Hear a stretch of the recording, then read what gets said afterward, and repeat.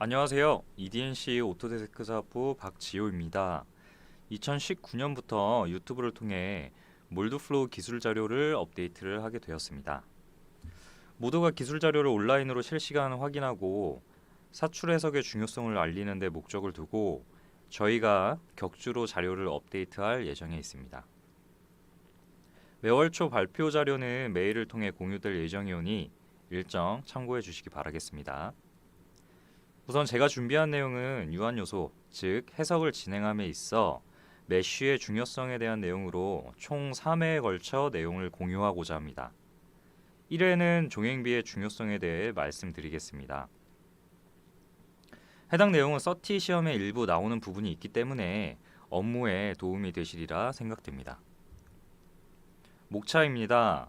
첫 번째로 종횡비란 무엇인가, 그리고 종횡비의 기준, 높은 종횡비가 해석에 미치는 영향, 높은 종횡비와 수정 방법, 마지막으로 결론 순으로 말씀드리겠습니다.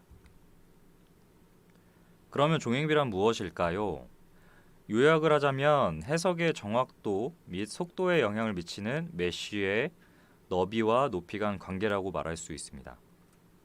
아래 그림을 보시면 몰드플로우에서는 다음 세 가지 메쉬 타입을 사용하고 있습니다. 각각에 대한 종횡비는 다음 식으로 표현할 수 있는데요. 다음 장에서부터 자세하게 설명드리겠습니다. 종횡비의 기준입니다.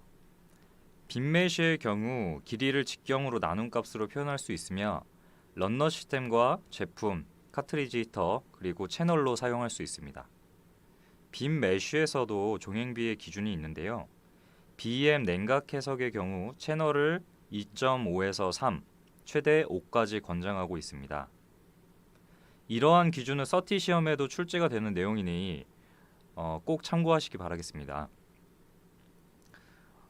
다음으로 FEM과 런너 시스템의 경우에는 종횡비에 대한 권장 기준은 없으나 속도의 변화가 가장 큰 게이트부의 메쉬 수는 3개 이상 두는 것을 권장하고 있고, 위의 권장 기준을 벗어날 경우에는 고화되지 않는 경고 메시지와 온도 및 시간 계산에 대한 문제가 발생할 수 있습니다. 다음은 트라이앵글 메쉬, 삼각형 메쉬가 되겠습니다. 삼각형의 가장 긴 모서리를 삼각형의 높이로 나눈 값으로 표현되고 있고, 미드 플레인, 듀얼 도메인 메쉬의 제품과 게이트, 금형 및 인서트 등으로 사용할 수 있습니다. 종횡비 기준을 보시면 버전별 상이한 부분을 확인할 수 있는데요. 2016 버전 이하인 경우 최대 6, 2017 버전 이상인 경우 최대 20을 기준으로 합니다. 이러한 이유는 솔버의 공차가 높아졌기 때문입니다. 추가로 평균 종횡비는 3이며 3D 변환 전 최대 종횡비는 30까지로 두고 있습니다. 하지만 꼭 해석을 위해 종횡비 기준을 만족해야 하는 것은 아닌데요. 그러나 왜 종횡비 기준으로 낮춰야 하는지 뒤에 해석 결과를 보면서 말씀드리겠습니다. 그리고 몰드플로우를 오래 써본 유저라면 아시겠지만 유동은 해석이 되는데 변형 및 냉각 해석에서 메쉬 문제로 인해 해석이 수렴하지 않는 경우가 있습니다. 일반적으로 유동 해석은 종횡비에 비교적 둔감하고 냉각 및 변형은 민감하기 때문에 보고자 하는 해석 순서에 맞게 메쉬를 엄격하게 좀 수정을 할 필요가 있습니다.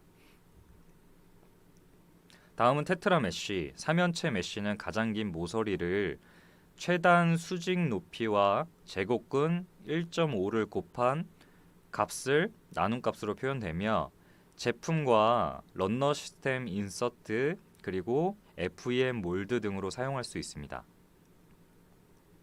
종횡비의 기준은 최대 100, 평균 10을 권장하고 있습니다. 특히 3D 해석을 수행할 때 해석이 느려지거나 결과 없이 중지되는 경우가 종종 있을 겁니다. 그런 경우는 종횡비가 높은 경우 발생할 수 있는 문제로 자세한 내용은 다음 장에서 설명드리도록 하겠습니다.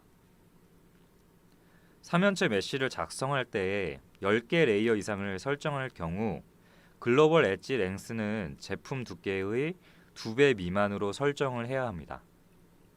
랭스를 크게 둘 경우 듀얼 도메인 기준으로 만족하더라도 3D에서 종횡비가 크게 증가할 수 있습니다. 그러면 왜 종행비 기준을 만족해야 하는지, 벗어나면 해석에 어떤 영향을 미치는지에 대해 알아보겠습니다. 첫 번째로 종행비 기준을 초과할 경우 해석 시간이 기하급수적으로 증가할 수 있습니다. 테스트를 위해서 아래와 같은 조건을 사용하였는데요. PC는 모바일 워크스테이션을 사용하였고 사양은 아래와 같습니다. 모델 조건의 케이스 1번은 종행비 약 640으로 높은 종행비로 사용하였고, 케이스 2번은 종행비는 낮으나 케이스 1번 대비 많은 메시 수를 보이고 있습니다. 두 개의 케이스를 비교한 결과 모든 해석 순서에서 종행비가 낮은 케이스 2번의 해석 시간이 현저히 짧은 결과를 보이게 되고, 그 차이는 64분의 차이를 보였습니다. 결과적으로 케이스 2번의 메시 수가 많음에도 불구하고 83%의 빠른 결과를 확인할 수 있었습니다. 두 번째로 종행비가 높은 경우 해석의 정확도가 감소할 수 있습니다. 두 개의 케이스를 비교하더라도 상당한 차이가 나타나는 것을 알 수 있는데요. 케이스 1번의 유동 결과를 보게 되면 제품의 정가운데 게이트를 지정했음에도 불구하고 충전 말단부의 유동에 불균형을 보이고 있습니다. 다음 결과의 압력과 형체력 결과 등에서도 차이를 보이는 것으로 나타났습니다. 어떠한 스터디 파일이 적합한지는 실물과 비교하는 것도 하나의 방법이 될 수가 있겠죠. 다음으로는 그럼 종행비는 수정하기 위해서는 어떤 방법이 있는지 우리가 알아보도록 하겠습니다. 높은 종행비는 기하학적 형상으로 인해 높은 값을 나타낼 수 있습니다. 이미 기본교육대 필렛과 챔퍼 등과 같은 해석에 불필요한 미소 형상은 삭제하도록 저희가 가이드를 해드렸었는데요. 다음 형상은 두께가 0으로 작아지는 곡면 형상이 되겠습니다. 이러한 형상의 메쉬를 생성을 하게 되면 종행비가 7000 이상을 보이며 이외 간섭과 교차 등이 다수 발생하게 되는데요. 이는 조밀하게 생성하더라도 문제는 해결되지 않습니다. 이를 해결하기 위해서는 0으로 작아지는 형상을 일부 잘라내게 하여 0.1mm의 두께를 가지도록 수정하였고, 덴시티를 이용하여 0.1mm 면에 별도의 길이를 지정하였습니다. 메쉬 통계 결과 종행비가 최대 9를 보였고 다른 문제는 발생하지 않았습니다. 적절한 메쉬 생성을 위해서는 결국 형상 수정과 덴시티를 이용하여 문제를 해결할 수 있습니다. 다음으로 높은 종행비는 메쉬 생성 방법에 의해서 높은 값을 나타낼 수 있습니다. 아래와 같은 형상에 대해 글로벌 랭스별 메쉬를 생성해 보았는데요. 듀얼 도메인 메쉬 타입의 랭스를 1.5로 했을 때와 3으로 했을 때 모든 조건에서 페이지 5번에서의 기준치를 만족하게 됩니다. 그러나 3D 메쉬 타입의 10개의 레이어로 메쉬를 생성하게 되면 1.5로 지정한 케이스 1번은 3D에서 종행비 기준을 만족하지만 3으로 지정한 케이스 2번은 기준을 초과하게 됩니다. 3D에서 높은 종행비가 확인이 되었다면 수정하기 위해서는 해당 영역의 위치를 확인해야 하는데요. 메쉬 에디트 리본 메뉴에 리페어 위자드를 클릭하게 되면 별도의 위자드 창이 나타나게 됩니다. 해당 창에서는 어스펙트 레이쇼를 선택을 하고 우측의 타겟 밸류는 100으로 설정되어 있고, 아래에 있는 숫자는 종행비가 100이 넘는 메쉬 수를 나타내게 됩니다.